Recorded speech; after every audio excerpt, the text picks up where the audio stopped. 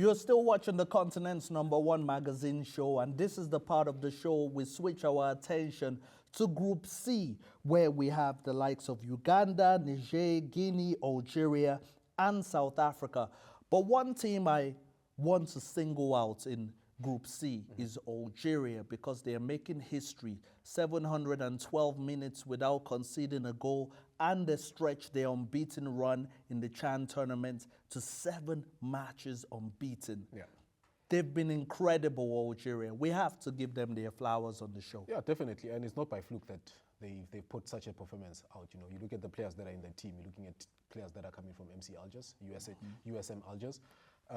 Quite a strong team. Teams that are playing in the CAF Champions League and CAF Confederation Cups, you know, and I think they brought their A game against Uganda. And Uganda, I don't think they were well prepared for this match, you know. I mean, losing 3-0 at home.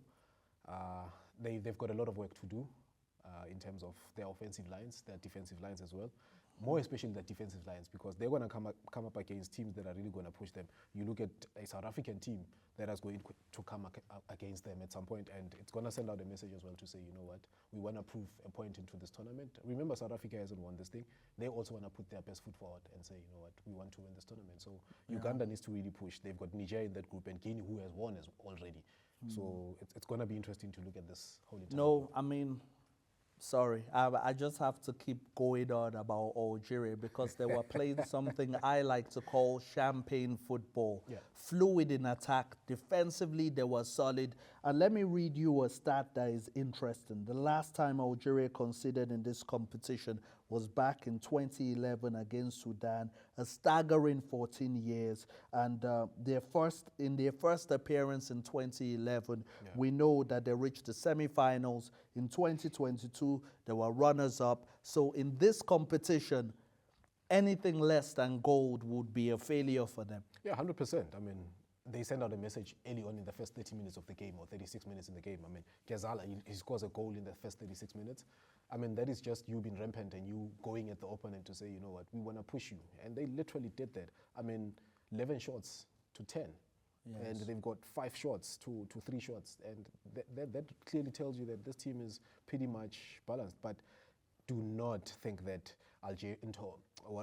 Uganda is not into this. 45% they had in terms of ball possession. Yes. It's not far off. So pretty much close, pretty much close. I mean, speaking of Uganda, you know that we have a special guest in the studio today that will be properly grilled about their performance against Algeria. But now let's look at Group D. Group D has Senegal, Congo, Sudan, and Nigeria. Now, before you talk, do you know why this is my favorite group?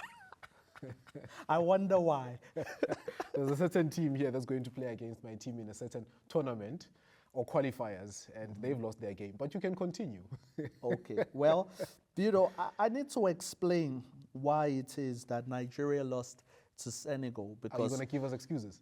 I mean, a 6-year absence.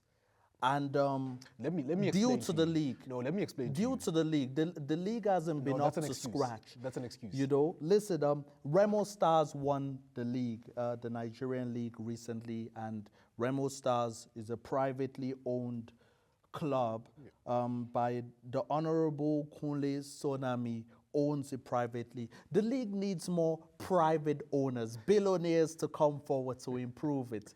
But great performance by the Lions of Teranga. Definitely, we can't take that away from them. Pretty much defending champions' attitude to bring into a tournament. And earlier on, when we spoke the previous week, we spoke about them arriving early and preparing the team well.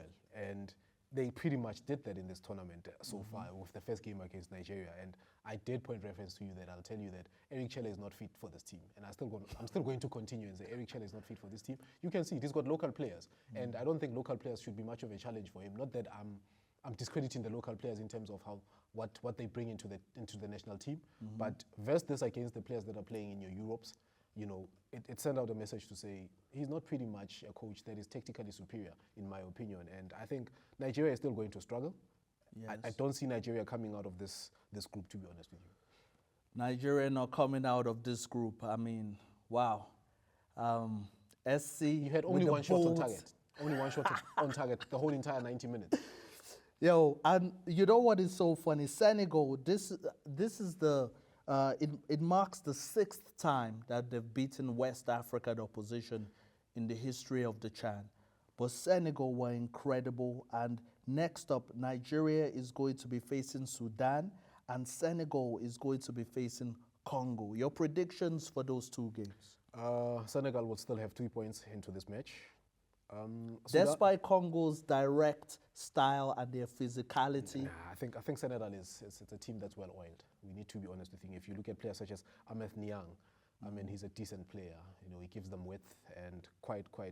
Obviously, you've got Christian Gomez into the team as well, so it sends out a message as well to say this is a solid team. So I don't think they're going to falter at any point. So Senegal is going to win their game. Nigeria could play a draw with Sudan. Yeah, Sudan have a history of overachieving in this tournament.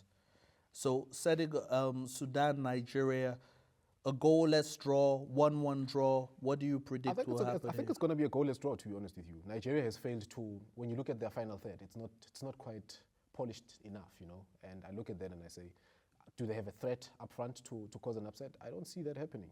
All right, Essie, thank you so much for joining us. After the break, we have a Ugandan legend joining us in the studio. You don't want to miss it. Stay tuned.